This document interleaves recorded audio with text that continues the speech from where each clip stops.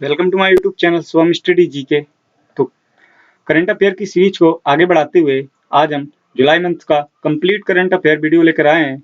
लगभग 30 से 35 मिनट का ये वीडियो होगा और इस वीडियो में हम पूरे कंप्लीट मंथ जुलाई मंथ के पूरे कंप्लीट करंट अफेयर को डिस्कस करने वाले हैं। तो फ्रेंड्स, यदि आपने अभी तक वीडियो को लाइक नहीं किया, लाइक कर लें और चैनल को सब्सक्राइब करके बेल आइकन दबा लें ताकि आपको ऐसे बेनिफिशियल वीडियो की नोटिफिकेशन मिलती रहे। तो चलिए शुरू करते हैं फटाफट।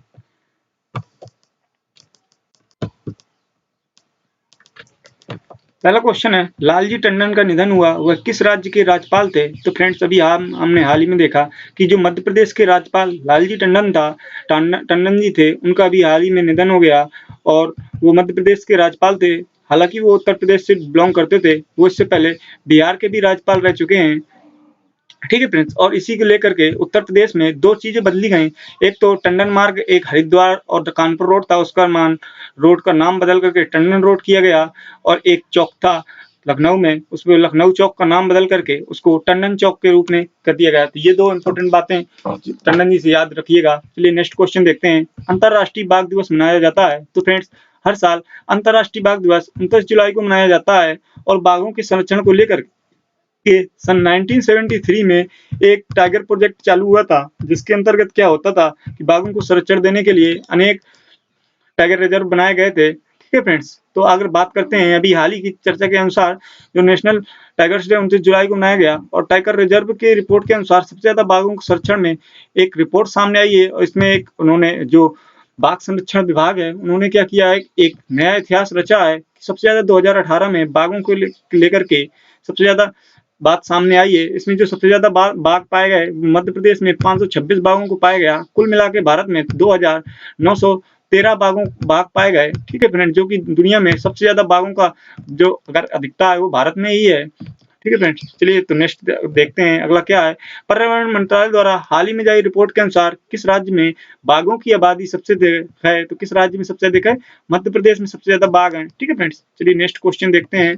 अगला क्वेश्चन है, काकापारा ऊर्जा परमाणु संयंत्र। तो फ्रेंड्स, इससे ये बहुत इंपॉर्टेंट करंट का क्वेश्चन है। चलिए पहले इससे रिलेटेड जो भी संपूर्ण है थ्योरी सेक्शन है उसको डिस्कस करते हैं, फिर इन क्वेश्चन को सॉल्व करेंगे। तो काकापारा ऑटोमेटिक पावर सेक्शन स्टेशन जो है, ये काकापारा परमाणु ऊर्जा संयंत्र गुजरात के सूरत के शहर में स्थित है। लगभग 80 किलोमीटर दूर ताप्ती नदी के किनारे स्थित है। यह संयंत्र बहुत ही महत्वपूर्ण भूमिका निभाता है। क्यों क्यों महत्वपूर्ण भूमिका निभाता है? क्योंकि ये संयंत्र जो है, अभी तक उन्होंने दो जो परमाणु ऊर्जा संयंत्र थे उनको स्थापित किया था, 2 रिएक्टर को किया था, लेकिन हाल ही में उसने अपने तीसरे रिएक्टर जिसको कैप 3 नाम दिया गया है, इससे पहले कैप 1 जिसकी क्षमता 1993 में, इसके बाद कैप 2 1995 में, जिनकी क्षमता है 220 मेगावाट और 220 मेगावाट की थी। लेकिन अभी हाल ही में जो कैप 3 लॉन्च किया, उसकी जो क्षमता है वो 700 मेगावाट की है फ्रेंड्स। ठीक है, और इसको जो किसके द्वारा इसका जो विकास किया गया है, जहां से इसको लॉन्च किया गया है, वो एनपीसीएल के द्वारा लॉन्च किया गया है। एनपीसीएल क्या है? Nuclear power corporation of India के द्वारा इस रिएक्टर को क्या किया गया है, संचालित किया गया है। और ये जो रिएक्टर है, भारत का सबसे बड़ा हैवी रिएक्टर है। और ये हैवी रिएक्टर, लेकिन सबसे बड़ा हैवी रिएक्टर अब कौन सा हो जाएगा? कैप 3 रिएक्टर हो जाएगा। लेकिन इससे पहले जो भारत का हैवी रिएक्टर था वो महाराष्ट्र का तारापुर था, जिसकी क्षमता 540 मेगावाट थी। लेकिन जब ये कैप 3 प्लांट जो की कहाँ पे लगा है, गुजरात में सूरत के तट पे लगा है, वहाँ उसकी क्षमता 700 है, तो ये सबसे बड़ा हो जाएगा ना।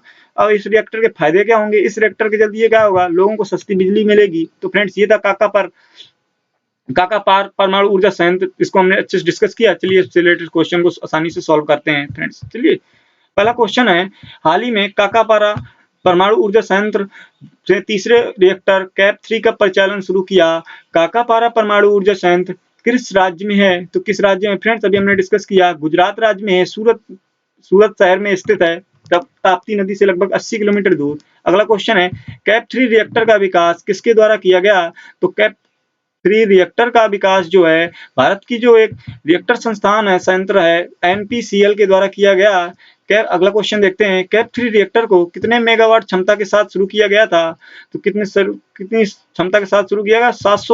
700 मेगावाट क्षमता के साथ इसको शुरू किया गया है, जो कि भारत का सबसे ज्यादा मेगावाट क्षमता का रिएक्टर संयंत्र है। इससे पहले जो महाराष्ट्र का तारापुर था, वो क्या था? सबसे ज्यादा मेगावाट क्षमता का रिएक्टर हुआ करता था। चलिए नेक्स्ट क्वेश्चन देखते हैं। अगला क्वेश्चन है, देश में सबसे बड़ा वाटर रिएक्टर कौन सा है? तो फ्रेंड्स, कौन सा है? कैप 3, अभी हमने डिस्कस किया। अगला क्वेश्चन देखते हैं, हिचेम मेचेचिची किस देश के प्रधानमंत्री बने हैं? तो अभी हाल ही में ट्यूनीशिया के नए प्रधानमंत्री चुने गए। हिचेम मेचेचिची जो ट्यूनीशिया है, ये अफ्रीकी कंट्री नेट्स का एक महत्वपूर्ण देश है। ठीक है फ्रेंड्स, चलिए नेक्स्ट क्वेश्चन देखते हैं, रमेश बाबू मुद्दू किस बैंक के एमडी एंड सीईओ बनने नियुक्त हुए हैं? तो अभी हाल ही में प्राइवेट सेक्टर के एक बैंक है करोड़ वैश्य बैंक, उसके जो नए एमडी और सीईओ नियुक्त हुए हैं, कौन? रमेश बाबू मुद्दू। ठीक है फ्रेंड्स, चलिए नेक्स्ट क्वेश्चन देखते हैं। अगला क्वेश्चन है, विश्व हेपेटाइटिस दिवस कब मनाया जाता है? तो हर साल हेपेटाइटिस बी के रोकथाम को रोकने के लिए 28 जुलाई को विश्व हेपेटाइटिस दिवस मनाया जाता है। ठीक है फ्रेंड्स, हेपेटाइटिस क्या होता है? ये बच्चों में लगभग 6 से लेकर के जो 18 साल तक के बच्चे, उनमें ये रोग बहुत ही पाया जाता है। ये कई प्रकार का होता है, जैसे ए बी सी डी, लेकिन इसमें जो बी हेपेटाइटिस बी होता है वो बहुत ही ज्यादा खतरनाक होता है। चलिए फ्रेंड्स, नेक्स्ट क्वेश्चन देखते हैं, हाल ही में किस राज्य सरकार ने घर घर राशन मंजूरी योजना को मंजूरी दी है? तभी हाल ही में दिल्ली की गवर्नमेंट आम आदमी पार्टी के अध्यक्ष जो है, कौन है? अरविंद केजरीवाल जी ने, जो कि दिल्ली के चीफ मिनिस्टर भी हैं, उन्होंने घर घर राशन योजना को मंजूरी दी, क्योंकि इसके चलते कोविड-19 के कारण जो भी दिल्ली वासी थे अपना राशन नहीं पहुंचा पाते थे, इसलिए उनको उनके घर में ही राशन उपलब्ध कराने के लिए दिल्ली सरकार ने घर घर राशन योजना को मंजूरी दी है। चलिए नेक्स्ट क्वेश्चन देखते हैं, 20 जुलाई को प्रकाशित पुस्तक सॉन्ग ऑफ इंडिया का लेखक कौन है? तभी हाल ही में जो एक इंग्लिश लिटरेचर के बहुत ही महान राइटर हैं, उनका नाम है रस्किन बॉन्ड। उन्होंने एक पुस्तक प्रकाशित की जिसका नाम था सॉन्ग ऑफ इंडिया। इस बुक में क्या था कि उन्होंने अपनी हाल ही में अपनी जीवन से रिलेटेड जितनी भी जन्म से लेकर के अभी तक की जो घटनाएं थी उनको संग्रहित किया है इस पुस्तक में, और इसके राइटर बुक का नाम याद रखिएगा, सॉन्ग ऑफ इंडिया। इसके राइटर हैं रस्किन बॉन्ड। चलिए नेक्स्ट क्वेश्चन देखते हैं, रोशनी नडाल मल्होत्रा किस आईटी कंपनी की चेयरमैन नियुक्त हुई हैं? तो फ्रेंड्स, अभी हाल ही में एचसीएल टेक की जो नई चेयरमैन नियुक्त हुई है रोशनी नडाल मल्होत्रा। और ये रोशनी नडाल मल्होत्रा क्या है, जो एचसीएल के अभी तक कौन रहे हैं, फादर थे, उनकी बेटी हैं रोशनी नडार, और ये भारत की सबसे ज्यादा अमीर महिला है। कौन है? रोशनी नडार। ये भारत की सबसे अमीर महिला है, और ये भारत की किसी आईटी कंपनी की सबसे पहली चेयरमैन नियुक्त हुई है। इससे पहले कोई भी ऐसी चेयरमैन नहीं था जितनी बड़ी आईटी कंपनी की चेयरमैन हो। चलिए नेक्स्ट क्वेश्चन देखते हैं, भारत की सबसे अमीर महिला कौन है? तो कौन सी है? रोशनी नडार मल्होत्रा। अगला क्वेश्चन देखते हैं, देश के पहला प्लाज्मा बैंक शुरू किस राज्य केंद्र शासित प्रदेश में हुआ? तो अभी हाल ही में कोविड-19 के इलाज के लिए प्लाज्मा थेरेपी के जरिए लोगों का इलाज किया जा रहा है। उसको देखते हुए अभी दिल्ली सरकार ने पहले प्लाज्मा बैंक का केंद्र शासित प्रदेश दिल्ली में इसका उद्घाटन किया गया, और इसके जरिए जो भी कोरोना वायरस से ठीक होने वाले मरीज हैं उनको 20 दिनों के अंदर अंदर अपने ब्लड को प्लाज्मा को डोनेट करना होगा। चलिए नेक्स्ट क्वेश्चन देखते हैं। अगला क्वेश्चन है, सूरज कदे मरदा नहीं हाल ही में लॉन्च की गई पुस्तक है। इस पुस्तक के लेखक कौन है? तो फ्रेंड्स, अभी हाल ही में बलदेव सिंह जी ने अपनी पुस्तक सूरज कदे मरदा नहीं इसको लॉन्च किया। ये पुस्तक जो है महान क्रांतिकारी उधम सिंह के जीवन पर आधारित है। ठीक है फ्रेंड्स, तो इसके राइटर का नाम याद रखना है, बलदेव सिंह ने लिखा है। ठीक है, अगला क्वेश्चन देखते हैं, भारत के पहले public electric vehicle charging plasma का उद्घाटन कहाँ किया गया? तो अभी हाल ही में राष्ट्रीय राजधानी दिल्ली में भारत के पहले public electrical vehicle charger plasma का उद्घाटन किया गया है। इसके अंतर्गत 6 इलेक्ट्रिक व्हीकल चार्जिंग प्लाज्मा स्थापित किए गए, जिसके अंतर्गत आप, क्योंकि भविष्य में जो चार्जिंग इलेक्ट्रिक व्हीकल हैं उनके बढ़ते हुए व्यवसाय को देखते हुए ऐसा किया गया है।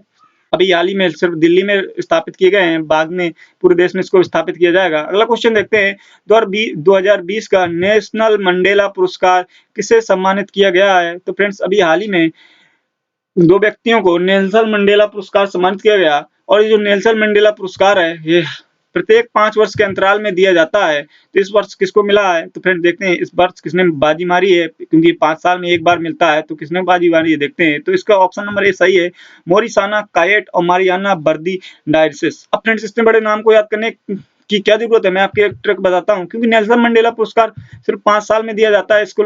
तो देखते हैं किस लोगों ने, कौन से लोगों ने इसमें बाजी मारी है। तो फ्रेंड्स, हम देखते हैं कि जो भी इन दोनों शब्दों में, जिन भी ऑप्शनों में मारी शब्द मिल जाएगा, बाजी मारी थी उसी हो जाएगा। हम देखते हैं मारियाना वर्दी, इसमें मारी शब्द मिलता है, और मारी इसमें मोरिसाना इसमें भी मारी। तो ऑप्शन नंबर इसका ए राइट आंसर होगा। इससे आसानी से आप पहचान सकते हैं इसको। चलिए नेक्स्ट क्वेश्चन देखते हैं, कारगिल विजय दिवस की 21वीं वर्षगांठ को कब मनाई गई? तो अभी हाल ही में 26 जुलाई को जो कारगिल विजय दिवस है इसकी वर्षगांठ मनाई गई, क्योंकि 26 जुलाई 1999 को भारत और पाकिस्तान के बीच चले 60 दिन के युद्ध में भारतीय सेना ने पाकिस्तानी सेना को कारगिल युद्ध में हराया था। तो उसी को लेकर के 26 जुलाई को अभी 2020 को 21वीं वर्षगांठ बनाई गई। चलिए नेक्स्ट क्वेश्चन देखते हैं, भारत और पाकिस्तान की किस सेनाओं के बीच कारगिल युद्ध कब लड़ा गया? तो 1999।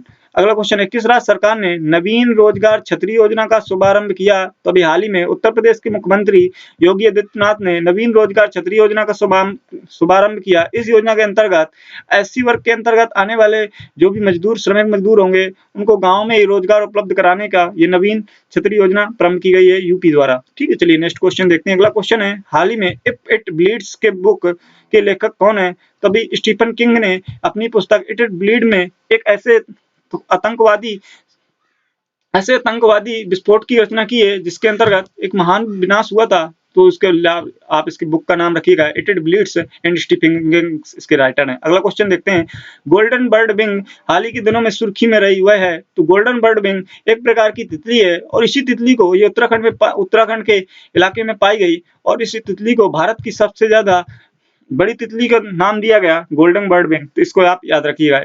ठीक है, अगला क्वेश्चन देखते हैं, वान कर्मन पुरस्कार 2020 से किस भारतीय को सम्मानित किया गया है? तो फ्रेंड्स, वान कर्मन पुरस्कार एक ऐसे क्षेत्र, साइंस के क्षेत्र में दिया जाता है, उस व्यक्ति को दिया जाता है जो कि उस क्षेत्र में बहुत ही महत्वपूर्ण योगदान करता है। तो अभी हाल ही में भारत के इसरो मुख्यालय के जो अध्यक्ष हैं के सिवान को इस पुरस्कार से सम्मानित किया गया और के सिवान ऐसा पुरस्कार पाने वाले पहले भारतीय हैं। चलिए नेक्स्ट क्वेश्चन देखते हैं। अगला क्वेश्चन है, इनमें से किसके द्वारा प्रवासी रोजगार ऐप लॉन्च किया गया? तभी हाल ही में देखा आपने, सोनू सूद काफी सोशल मीडिया पे एक्टिव रहे। उन्होंने जो भी प्रवासी रोजगार मजदूर थे उनको रोजगार दिलाने के लिए काफी प्रयत्न किया। तो उन्हीं के द्वारा ये ऐप लॉन्च किया गया था, प्रवासी रोजगार ऐप। इसको याद रखिएगा, सोनू सूद ने लॉन्च किया था। अगला क्वेश्चन देखते हैं, इनमें से किस फुटबॉल खिलाड़ी ने स्पेनिश फुटबॉल ला लीगा में रिकॉर्ड तोड़ते हुए 7वीं बार गोल्डन बूट को हासिल किया? तो फ्रेंड्स, अभी लियोनेल मेसी ने क्या किया, ला लीगा में अपना बेहतरीन प्रदर्शन करते हुए 7वीं बार गोल करने के लिए गोल्डन बूट अवार्ड हासिल किया। तो ऑप्शन बी इसका राइट आंसर हो जाएगा, लियोनेल मेसी। फ्रेंड्स, जो ला लीगा होता है ये स्पेन की एक क्या होती है, एक प्रतियोगिता होती है स्पेनिश फुटबॉल की। ठीक है, और इसको इस बार जो हाल ही में जो विनर रहे हैं, कौन रहा है? Real Madrid. तो अगला क्वेश्चन देखते हैं, उसी से रिलेटेड है, ला लीगा किताब किसने जीता? तो रियल मैड्रिड ने इसका किताब जीता। Option number A right answer हो जाएगा। चलिए नेक्स्ट क्वेश्चन देखते हैं, अंतरराष्ट्रीय मुक्केबाजी संघ द्वारा जारी विश्व रैंकिंग में 52 किलोग्राम वर्ग में किस भारतीय ने मुक्केबाज ने पहला स्थान प्राप्त किया? तो अमित पंघाल ने इसमें 52 किलोग्राम भार वर्ग में मुक्केबाजी में पहला स्थान प्राप्त किया। तो इसको याद रखिएगा। चलिए नेक्स्ट क्वेश्चन देखते हैं, डीसीजीआई ने स्वदेशी विकसित न्यूमोकोलल पॉलीसेकेराइड कंजुगेट टीकों को बेचने की मंजूरी दी। ये टीका किस रोग से उपचारित था? तो फ्रेंड्स, इसकी टीके में इसका नाम लिखा हुआ है किस रोग से है, न्यूमोकोकल। इसका मतलब न्यूमो यानी निमोनिया। तो निमोनिया रोग से रिलेटेड था, क्योंकि बच्चों में पाए जाने में निमोनिया के लेकर के drugs consultant government of India ने इसको न्यूमोकोकल पॉलीसेकेराइड कंजुगेट को टीके को मंजूरी दे दी।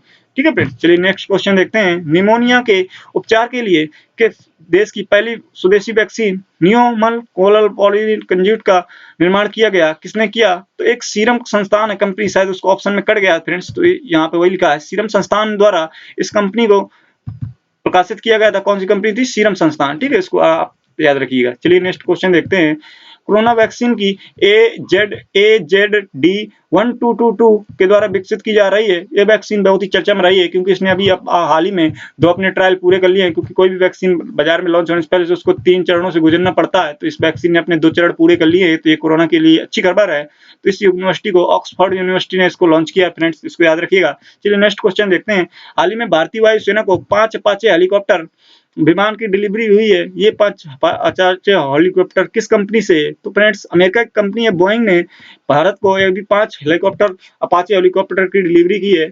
क्योंकि उनके भारत और अमेरिका के बीच 15 अपाचे हेलीकॉप्टर को लेकर के क्या हुई थी, समझौता हुआ था। उसी के अंतर्गत आखिरी जो डील हुई बची थी, 10 तो पहले पहुंचा चुका था, तो 5 अपाचे हेलीकॉप्टर इसी मंथ बोइंग कंपनी ने इनको डिलीवरी की। अगला क्वेश्चन देखते हैं, ध्रुवास्त्र क्या? ध्रुवास्त्र फ्रेंड एक मिसाइल है। ठीक है, चलिए नेक्स्ट क्वेश्चन देखते हैं।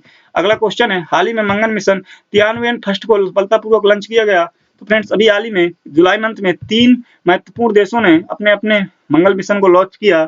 ठीक है, तो देखते आगे एक वीडियो में आपको बताऊंगा। फिलहाल अभी देखते हैं, तियानवेन फर्स्ट को चाइना ने इसको लॉन्च किया। चाइना की स्पेस एजेंसी से इसको लॉन्च किया गया और मार्क 5 नामक के जो उसका स्पेस रॉकेट होता है उसके जरिए इसको लॉन्च किया गया है, इसको याद रखिएगा। चलिए नेक्स्ट क्वेश्चन देखते हैं। प्रधानमंत्री मोदी ने 10 जुलाई को Asia largest solar power plant का उद्घाटन किया, यानी एशिया के सबसे लंबे सोलर प्लांट का उद्घाटन कहाँ किया? तो मध्य प्रदेश के रीवा जिले में अभी 750 मेगावाट की सौर विद्युत परियोजना को प्रधानमंत्री मोदी ने वीडियो कॉन्फ्रेंसिंग के जरिए इसका उद्घाटन किया। कहाँ पे? रीवा, मध्य प्रदेश में। अगला क्वेश्चन देखते हैं। मध्य प्रदेश के रीवा जिले में प्रधानमंत्री मोदी ने कितने मेगावाट की सौर परियोजना का उद्घाटन किया? तो 750 मेगावाट की ये सौर परियोजना थी। ठीक है फ्रेंड्स, चलिए नेक्स्ट क्वेश्चन देखते हैं। अगला क्वेश्चन है, पोबा रिजर्व फॉरेस्ट को अभी हाल ही में वन्य जीव के रूप में अपग्रेड करने की घोषणा की गई है। किस राज्य में? तो अभी असम की गवर्नमेंट ने पोबा रिजर्व फॉरेस्ट को वन्य जीव अभ्यारण्य के रूप में अपग्रेड करने की घोषणा की है। ये असम राज्य में है और साथ ही डिगबिंग जो वन्य जीव अभ्यारण्य था डिबाइंग, उसको नेशनल पार्क में कन्वर्ट करने की भी घोषणा की गई है। चलिए फ्रेंड्स नेक्स्ट क्वेश्चन देखते हैं। 2020 में global e waste manufacturing report का तीसरा संस्करण जारी किया। इसके तहत विश्व में सबसे अधिक ई वेस्ट उत्पादन करने वाला देश कौन सा है? ई वेस्ट का मतलब होता है इलेक्ट्रॉनिक कचरा, मतलब जैसे आप लोग फोन, कंप्यूटर, लैपटॉप जो भी यूज करते हैं उसके अंतर्गत जो भी उसमें बेकार हो गई चीजें होती हैं उन्हीं को ई कचरा बोला जाता है। इसके उत्पादन में अभी हाल ही के 3 देश शीर्ष पे रहे। उनमें पहला देश आता है चाइना, इसके बाद दूसरा है अमेरिका और तीसरे नंबर पे हमारा देश भारत आता है। तो फ्रेंड्स अभी हाल ही में सबसे ज्यादा उत्पादित करने वाला देश कौन सा हो गया? ई कचरा माध्यम में चीन हो गया। चलिए अगला क्वेश्चन देखते हैं।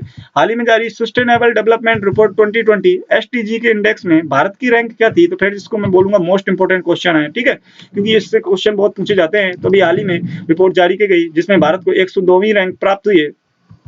कुल 117 देशों की ये रिपोर्ट जारी की गई जिसमें भारत 102वें रैंक पे है। ठीक है फ्रेंड्स, ये जो रिपोर्ट जारी की जाती है स्वास्थ्य, शिक्षा और वहाँ पे लोगों के रहन सहन के आधार पर जारी की जाती है और इसमें टॉप पे स्वीडन रहा है। ठीक है फ्रेंड, इसको भी आप रखिएगा। चलिए नेक्स्ट क्वेश्चन देखते हैं। नई शिक्षा नीति।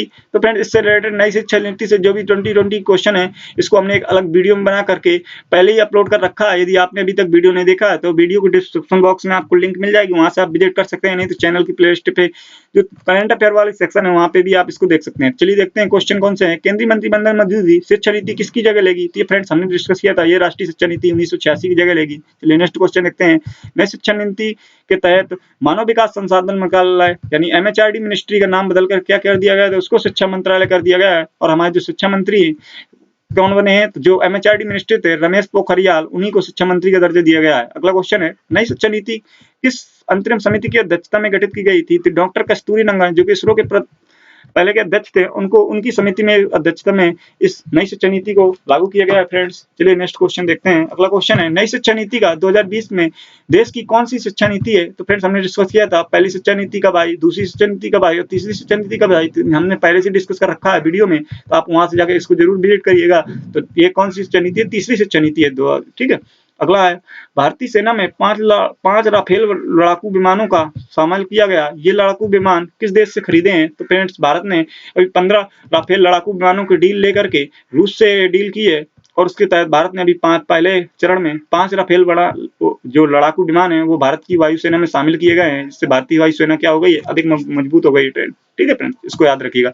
नेक्स्ट क्वेश्चन है, 20 जुलाई 2020 से देश में उपभोक्ता संरक्षण अधिनियम 1986 यानी कंज्यूमर प्रोटेक्शन एक्ट 1986 को की जगह कौन सा अधिनियम लागू किया जाएगा? तो अभी हाल ही में इसमें संशोधन किया गया, क्योंकि ये जो उपभोक्ता संरक्षण अधिनियम था इसके अंतर्गत जो भी इलेक्ट्रिकल चीजें होती हैं उनको शामिल नहीं किया गया था, क्योंकि जिसके जरिए इलेक्ट्रिकल, क्योंकि आजकल जो जमाना हो गया है इलेक्ट्रिकल पे ज्यादा भारी हो गया है, क्योंकि जो कोई भी चीज होती है कंज्यूमर्स होते हैं उनको बहुत ही दिक्कत का सामना पड़ता है, उसी को नए संशोधन किया गया और उपभोक्ता संरक्षण अधिनियम 2019 को लागू किया गया। फ्रेंड्स इसको याद रखिएगा। चलिए इंपॉर्टेंट क्वेश्चन है।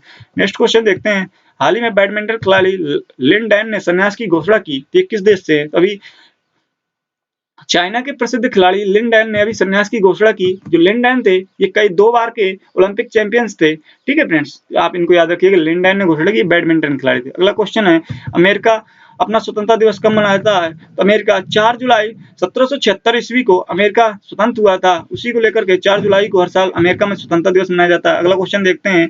हाल ही में चर्चा में रहा काजीरंगा नेशनल पार्क किस राज्य में स्थित है? फ्रेंड्स आप इसको अच्छे से जानते हो, काजीरंगा नेशनल पार्क असम में स्थित है और अभी हाल ही में चर्चा में इसलिए रहा क्योंकि इसका जो लगभग 85% जो एरिया था पूरी तरह जलमग्न हो जाने के कारण ये अभी हाल ही में चर्चा रहा, तो इसको याद रखिएगा। चलिए नेक्स्ट क्वेश्चन देखते हैं। आजाद पटनम जल विद्युत परियोजना का संबंध किन इन देशों से। तो फ्रेंड्स अभी आजाद पतलम जल विद्युत परियोजना को अभी झेलम नदी के तट पर लागू किया जाएगा, यानी कि इसको बनाया जाएगा। और ये जो संबंध भारत और पाकिस्तान और चाइना से रिलेटेड है, और भारत जो है इसका क्या कर रहा है, विरोध कर रहा है, क्योंकि इससे भारत को काफी नुकसान होने वाला है। ठीक है, अगला क्वेश्चन देखते हैं। ब्लूमबर्ग बिलियनियर्स इंडेक्स के अनुसार मुकेश अंबानी हैं वो भारत विश्व के कौन से नंबर के अमीर व्यक्ति हो गए हैं? तो फ्रेंड्स अभी हमने देखा कि मुकेश अंबानी की जो रिलायंस इंडस्ट्री है उसने एक बहुत ही अचानक से बढ़त देखने को मिली, जिसके तहत मुकेश अंबानी पहले टॉप 10 बिलियनर्स की श्रेणी में आए, लेकिन अभी हाल ही में उन्होंने फिर छलांग लगाते हुए 5वें नंबर के महत्वपूर्ण बिलियन बन गए, यानी दुनिया में 5वें टॉप 5 में आ गए हैं मुकेश अंबानी। ठीक है फ्रेंड्स, चलिए अगला क्वेश्चन देखते हैं। हाल ही के दिनों में वैज्ञानिकों ने मानव शरीर में उत्पन्न विशेष प्रोटीन PLPRO का पता लगाया, जो कोरोना वायरस के संक्रमण के दौरान मानव शरीर में उत्पन्न होती है। उसकी प्रकृति क्या है? तो फ्रेंड्स अभी हाल ही में वैज्ञानिकों ने प्रोटीन PLPRO का पता लगाया। ये प्रोटीन होती क्या थी, चलिए इसको डिस्कस कर लेते हैं। मान लीजिए कोई ये व्यक्ति है, ठीक है, इसके शरीर में ये प्रोटीन का सृजन कैसे होगा? ये कोई व्यक्ति खड़ा है, सपोज करिए, और इसमें क्या होगा, ये प्रोटीन संचारित होती थी। ये प्रोटीन क्या करती थी, इसका डुप्लीकेट बना देती थी। सपोज दैट इसके शरीर में कोरोना वायरस है फेफड़ों के पास, ठीक है, तो ये अगर ये वैक्सीन उत्पादन होती थी, इसकी प्रतिरूप बनाती थी, प्रतिकृति बना देती थी, यानी आपके पास एक कोरोना वायरस है तो दूसरा कोरोना वायरस उसको उत्पन्न कर देती थी। और जो प्रतिकृति होती थी, ये क्या करती थी, इससे लड़ने में क्षमता प्रदान करती थी। तो ये प्रतिकृति इसको विकसित किया किसने? अभी वैज्ञानिकों ने पता लगाया इसको। तो क्या होगा, ये शरीर में प्रतिकृति यानी रिप्लिशन में मदद करती है। तो इसका ऑप्शन है राइट आंसर हो जाएगा। चलिए नेक्स्ट क्वेश्चन देखते हैं।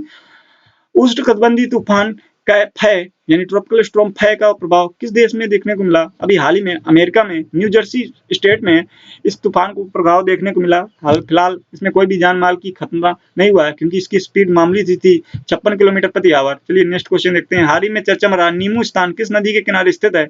तभी हाल ही में नीमू स्थान बहुत ही चर्चा में रहा, क्योंकि इभी नीमू स्थान में जो भारत लद्दाख क्षेत्र में पड़ता है, ये सिंधु नदी के पास स्थित है। क्योंकि अभी प्रधानमंत्री नरेंद्र मोदी ने अभी हाल ही में लद्दाख का दायरा किया था, तो वहीं पे नीमू नामक स्थान पे उन्होंने सिंधु नदी पे क्या किया था, दर्शन किए थे। तो उसी के लेकर चर्चा में रहा। चलिए नेक्स्ट क्वेश्चन देखते हैं।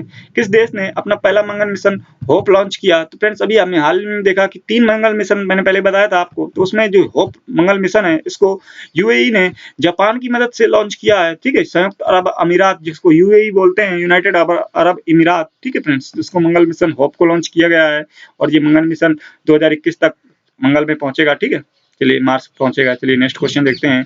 जुलाई 2020 में भारत और मालदीव ने किस क्षेत्र में सहयोग को हेतु एक समझौते पर हस्ताक्षर किए? तभी मालदीव ने भारत में आपातकालीन चिकित्सा सुविधाओं को लेकर के एक समझौता किया है, जिसके अंतर्गत अगर कभी भी मालदीव को जरूरत होगी तो भारत उसकी समझौता क्या करेगा, मदद करेगा आपातकाल में। अगला क्वेश्चन है, पुस्तक द एंड गेम के लेखक कौन है? ठीक है फ्रेंड्स, पुस्तक द एंड गेम के लेखक हैं डॉक्टर हुसैन जैदी की ये पुस्तक है द एंड गेम। ठीक है फ्रेंड्स, चलिए नेक्स्ट क्वेश्चन देखते हैं। जोरम मेगा फूड पार्क का हाल ही में लॉन्च किया गया है, किस राज्य में? तो फ्रेंड्स ये मोस्ट इंपोर्टेंट क्वेश्चन बोल रहा हूँ, इसको आप याद रखिएगा। जो जोरम मेगा फूड पार्क है, ये भी का इसका उद्घाटन किया गया मिजोरम में। देश में 2009 में एक पॉलिसी आई थी, जिसके अंतर्गत देश में कुल मिलाकर के 48 मेगा पार्क का लगाए जाएंगे, लेकिन अभी तक हाल ही में ये 18 पार्क ही लगाए जा सकते हैं, और ये 19वां पार्क स्थापित किया गया। कहाँ पे? मिजोरम में। इसको याद रखिएगा, जोरम से निकल आएगा मिजोरम, तो इसको आप ऐसे कनेक्ट करके भी याद रख सकते हैं। चलिए नेक्स्ट क्वेश्चन।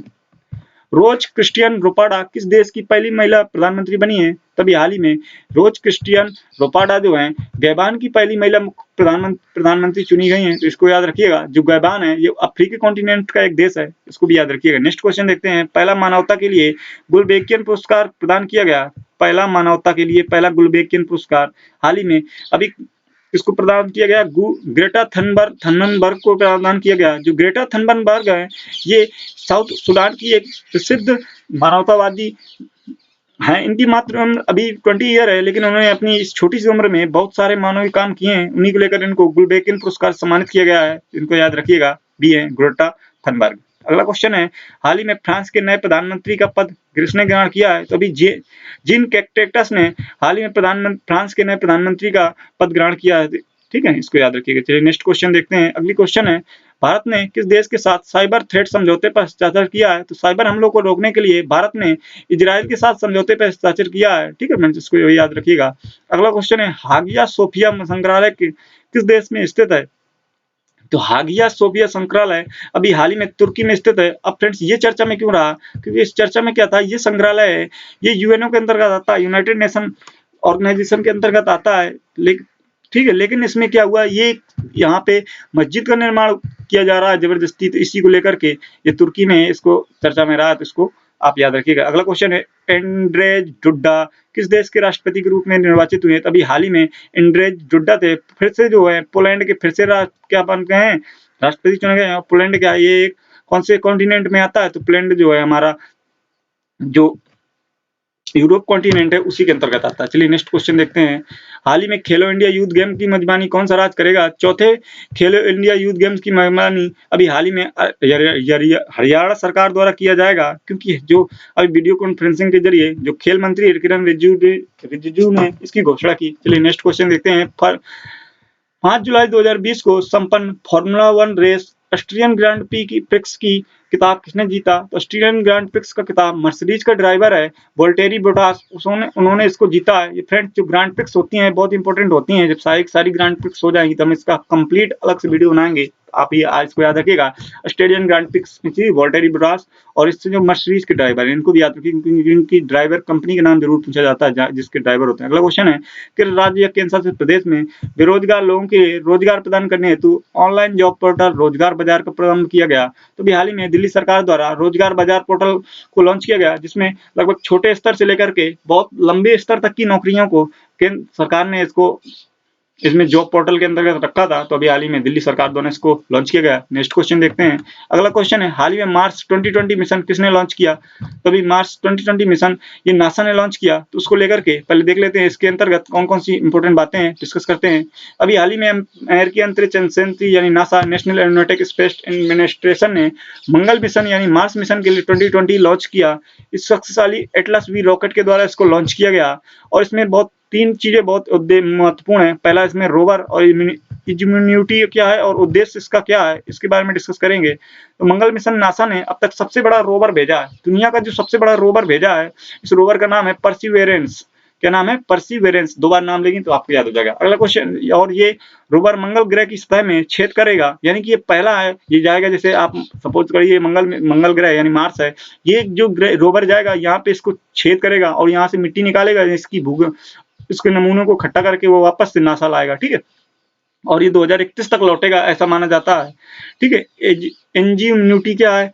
इंजीन्यूटी क्या है? नासा ने रोवर के साथ एक इंजीन्यूटी नाम का एक छोटा सा हेलीकॉप्टर भी मंगल के साथ भेजा है, और ये हेलीकॉप्टर एक कार के बराबर स्पेस घेरेगा, और ये पहली बार होगा जब किसी मंगल ग्रह पर क्या होगा, कोई हेलीकॉप्टर उड़ेगा। तो इसको याद रखिएगा, अगर ये सफल हो जाता है तो इस लोगों को आसानी से जो ना स्पेस के जरिए भेजा जाएगा लोगों को फिर, ठीक है। अगला, इसके लाभ क्या होंगे? पत्थर मिट्टी धरती पर लाएगा जब, तो पुराने जीवन की तलाश करने वाला की लोग तलाश कर रहे हैं ना अभी ना कि मंगल पे जीवन है कि नहीं, वायुमंडल के और ऑक्सीजन का तरीका खोजने में लोगों को अलग अलग मदद मिलेगी। तो इतनी सारी, और मार्स में जो भी पानी की समस्या है कि पानी खोजने की जो चल रही है उसको भी क्या करेगा, इसके जरिए पता लगाया जाएगा। तो फ्रेंड्स चलिए उसके लेकर जो भी इंपॉर्टेंट क्वेश्चन है पहले उनको सॉल्व कर लेते हैं, कौन कौन से इंपॉर्टेंट क्वेश्चन बन सकते हैं। पहला है, मार्स 2020 मिशन किसने लॉन्च किया? तो अभी नासा ने मार्स 2020 मिशन लॉन्च किया। हमने 3 मार्स मिशन के बारे में बात किया। मार्स 2020 मिशन नासा ने लॉन्च किया, इसके बाद जो तिआइवन फर्स्ट था वो चाइना ने लॉन्च किया, और जो होप था उसको यूएई ने लॉन्च किया, ठीक है। तीनों याद रखिएगा।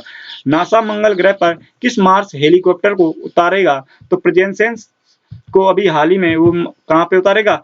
नासा में उतारेगा। नासा जो हेलीकॉप्टर मार्स ग्रह पे उतारेगा। अगला क्वेश्चन है, नासा के मार्स 2020 मिशन के रोवर का नाम क्या है? इंजीन्यूटी। इंजीन्यूटी मार्स मिशन के क्या है? रोवर का नाम है। फ्रेंड्स ये था महत्वपूर्ण क्वेश्चन। चलिए नेक्स्ट क्वेश्चन, अगला क्वेश्चन है, हाल ही में चट्टोग्राम बंदरगाह सुर्खियों में रहा, ये कहाँ पे स्थित है? तो ये भी हाल ही में बांग्लादेश में स्थित है। अब ये चर्चा में क्यों रहा? चलिए इसको जरिए समझने की कोशिश करते हैं। ये जैसे मैं अभी आपको बता रहा हूँ, ये पॉलिटिकल मैप खींच के बता रहे हैं भारत का, कोई भी मैप सही से खींच नहीं रहा। चलिए कोई बात नहीं, समझते हैं। यहाँ पे मान लेते हैं बांग्लादेश वाला एरिया है और ये भारत है, ठीक है, पोरबंदर वाला एरिया। अब होता क्या था, यहाँ पे कोलकाता पोर्ट था, यहाँ से कोई भी सामान, जैसे हमको यहाँ पे भारत का इसके बाद यहाँ का एरिया जो उत्तर पूर्वी एरिया है, यहाँ पे सामान भेजना है यहाँ पे, तो ये जो चट्टोग्राम बंदरगाह था, यहाँ से भारत और जो भारत और बांग्लादेश के बीच समझौता हुआ, उसमें अंतर्गत क्या हुआ कि भारत को अगर कोई वस्तु भेजनी है बांग्लादेश में, तो वो क्या करेगा, इस मार्ग के जरिए यहाँ पे चट्टग्राम बंदरगाह भेजेगा, जहाँ से इसको पूर्व में भेजा जाएगा वस्तुओं को। अभी हाल ही में डबल कंटेनर ट्रेन के जरिए इसको क्या किया गया, यहाँ से बहुत सारे उत्पादों को चट्टग्राम से भेजा गया बंदरगाह से, इसलिए चर्चा पे रहा, तो इसको याद रखिए। तो फ्रेंड्स, ये थे हमारे 70+ क्वेश्चन आंसर। आई होप आपको पूरा वीडियो पसंद आएगा, और वीडियो पसंद आए तो वीडियो को लाइक करिएगा, चैनल को सब्सक्राइब नहीं किया सब्सक्राइब करिएगा, और बेल आइकन दबाइएगा। Thank you for watching my video.